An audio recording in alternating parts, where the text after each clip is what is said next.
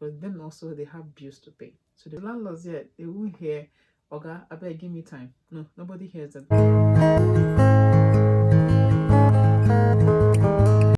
Hi there.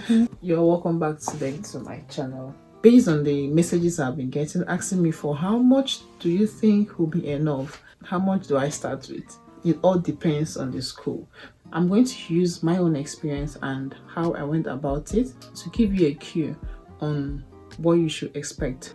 Disclaimer, this is estimated cost. So don't quote me that this is what I said and this is how much you should have. No, because market price can change at any time. So have it at the back of your mind that it's just a cue, like this is what you should expect. Okay, so the first thing you should be thinking about now is how much should I pay for my school fees and how much does it cost? So different schools have different amounts that they charge. Let's say the average charge that they may give you is like maybe £15,000, and you're asked to pay 40% of it, or you're asked to pay 50% of it. Unless you have the money to pay a one-off payment, most schools is usually installments, so you need not to worry. You don't need to have 100 million before you could start. You could just have part of it of your school fees and then you are good to go. So what do you need to do? Check how much you are being asked from school. How much am I supposed to pay? And we're just going to be using £12,000, like just like an average. There are schools that pay high, like 20, 15, just within that, but let's just use £12,000. So if you're going to be paying, if your total school fees for the duration of your course is £12,000 and school requires you to pay 40% of that £12,000, let's check how much it is. 40% of 12,000, some might even be low, some might ask you to do 30%, so it all depends. This is not the exact thing, we're just talking about estimation. So you have 4,800, so this 4,800 is how much you're supposed to pay school, the first installment, before your school will give you your unconditional offer. You don't go about assessing FX in the black market if you're paying for your school fees. You have your bank. Bank is there to help you with your financial services. So you go to your bank and then you apply for Form A.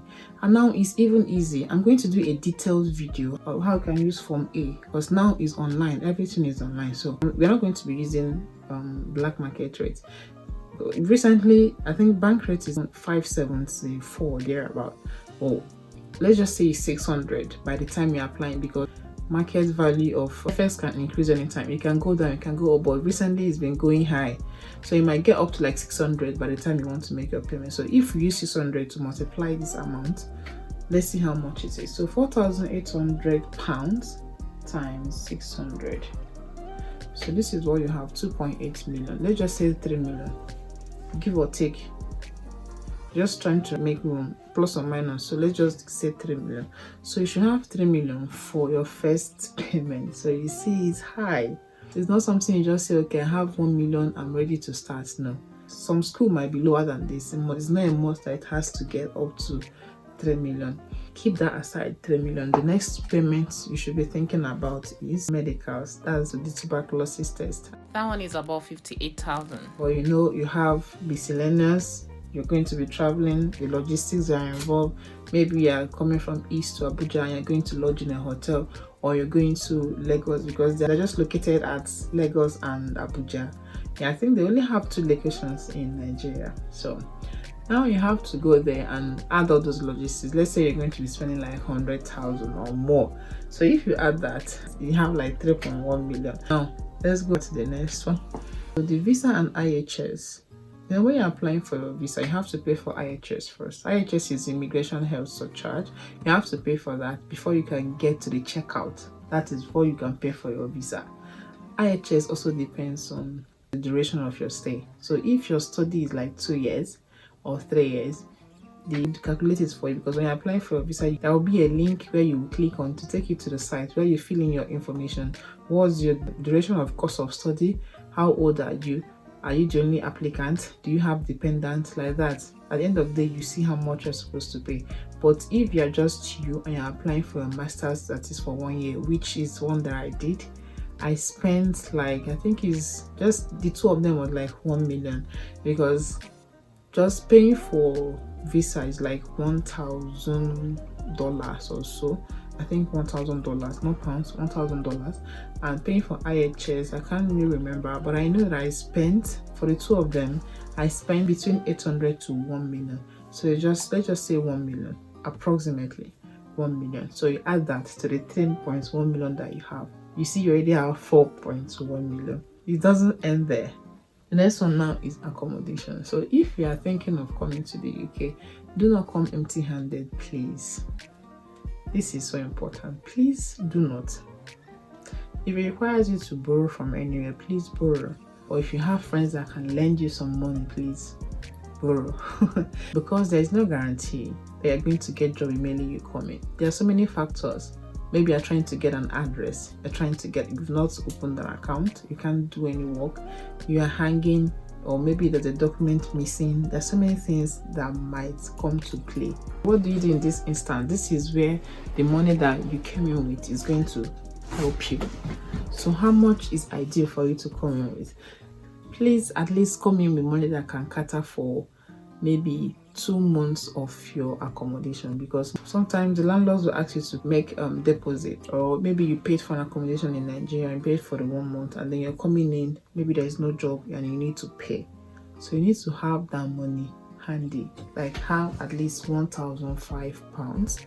Let's say 1,000 is going to cover for your 2 months accommodation when you come in, and then the £500 is for your feeding, which I know that it might not even be enough, because you get to start buying things in the house. You need to buy utensils, provisions, there's so many things, but at least 1,005 should be enough. If you're lucky and you get job the month you came in, then fine, that's okay. But while you're still hanging, you need money. You don't want to be in a situation whereby you don't have any money. This life here is different from Nigeria. You need to be ready. If not, it's going to mess with you. You need to be very prepared and have money handy. No, you don't need to access this money from the black market. No, this is where the bank comes in again. There's what is called PTA, personal travel allowance. You're entitled to get a PTA if you're leaving the country. Like if you're traveling, all you need to do is just to have your documents, have your going and return ticket, and then you apply to the bank. They will give you PTA. That's where the bank is there to help you, because you're going to access this using the bank rate. You don't go about assessing FX in the black market, they're going to rip you off, because now the black market is like 780 or thereabout, but if you go to the bank it's like 570. So you should use the bank. I'm going to do that video, but everything now is online, so you could actually do it from anywhere you are, as far as you have your BVN. And then anyway, let's not get right into that.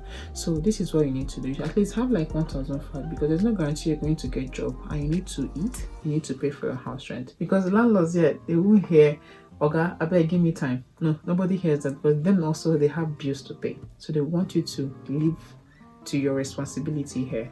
So have that money. If you can get up to 2,000, fine, but at least have something that will cover you, that will cater for you for like 2 months. I would say 2 months should do. Let's just say that 1.5. Let's see how much it is. 1.5 times, let's say 600. That's like 900,000. So you should have like 1 million and convert it to pounds. I think that should be enough for you for a start before you get a job. Because even the job that you're getting just a part-time job, which means you won't be working full-time. So you need money. And the last one is statement of account. I mentioned this statement of account in the video I talked about if you're applying for your master's in the UK. Now this statement of account, let me just say it here again. The money that you need to have in your account here is the remaining of your school fees. You know, remember we were using £12,000 as an average, and then you've paid 4,800, which is like 40% of the amount that of your whole school fees. So what is remaining out of it is 12,000 minus 4,800. So 7,200. This is just like an average, 7,200. And then you have to add the living cost of where you're going to. So if you're going to London, living cost of London is higher than living cost in Cardiff. So if you're living in London, it might be as high as like £10,000 or so, depending for the duration of your study. So if it's Cardiff, I think Cardiff is like 9,000. So let's add 9,000 to this. Plus you add 9,000. So you have 16,200. In most cases, it's usually 18,000, because your school fees are high. School fees can get up to might be 14,000, 15,000, but because we're using 12,000, so that's why it's just example. So you do the calculation with your own school fees. So let's say you have 16,200. Equivalent of this in naira is what you should have in your account. So let's check how much this would be in naira times 600. 9.7 million. Let's say your school fees is 15,000 pounds and you're paying maybe like 5,000 or 4,000 out of it. You have like 9,000 or 10,000 thereabouts. At the end of the day, you see that the money you'll be required to have in your account will be as high as 18,000 pounds. So if you convert that 18,000 pounds to naira, it's what you should have in your statement of account for a period of 1 month, that is 28 days. It needs to be convincing, transactional. Some people and just don't pay them like a fixed deposit. It doesn't work like that. Your account needs to be transactional. Like, okay, this account belongs to you and they actually have access to the account, because this is statement of account. They're trying to say that you have money to cater for yourself when you come to the UK.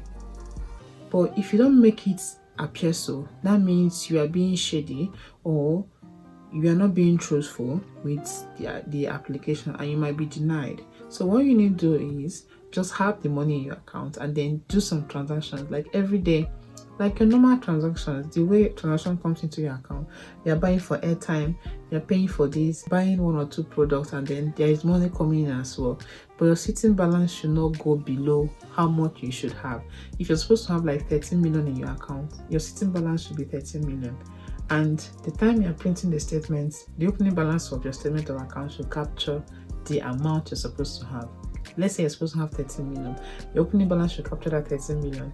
And for the period as the money is going, your balance at each time should not go below 13 million.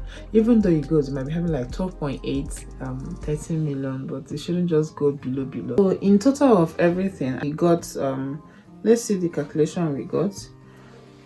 The first one we said was 3 million. We said 3 million, maybe that's 3 million for your first installment. Sometimes it might be like 2.5 or 2.4, but this is like estimate, remember? And then plus 100,000 for your medicals. It's not up to that, but I'm just adding logistics and miscellaneous. It might even be higher than this. Plus visa, which is like 1 million as well. Visa and IHS. And then the last one is like money you should have at hand, maybe like 1 million as well. Convert it to naira. 5.1 million. So if you could have this amount to start with, I think you have a way to go. You don't really need to break the bank to start your application. To be just being realistic, this can help you. Yeah. And another thing we did not add here is money for flight. But you know, the main thing is that first money you need to pay for your school fees. Once you pay that, these other ones, they will come around. You don't need to have everything. So you just have to like have a step. If you can get this, and if you add flight tickets, let's say flight ticket might cost you 600 to and fro if you're going to be using PTA because you need return ticket. You can leave it open. So let's add that. Let's say it's going to be like 600,000. You have 5.7 million. So in total, you should be having like 6 million. But you don't need to have 6 million handy like this because you're not making this payment once. This is for the whole process. That means if you are starting now, let's say now you've been given admission and you've been given offer and you make it 3 million. Before you can make another payment, it will take you for like maybe in the next 2 months or in the next 1 month. So by that time, you must have saved something. You could actually do it. Well, last piece of information is do not give up. Keep saving. God will grant you your heart desires. But don't wait until you have all the billions before you go for what you want. So that is it for the cost. Go get it. You can do it. If you like this video, please subscribe to my channel and support this channel of mine. And do not forget to share it because you may have someone on your timeline that needs this information. Okay, so thank you. Till next time, just stay safe. Goodbye.